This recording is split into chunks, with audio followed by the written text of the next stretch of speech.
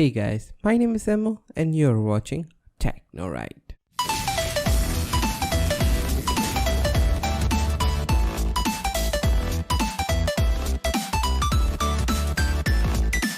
What's going on guys, welcome to TechnoRight. Technology is done right. So in today's video, I'm going to teach you on how to enable FPS in Steam games, okay?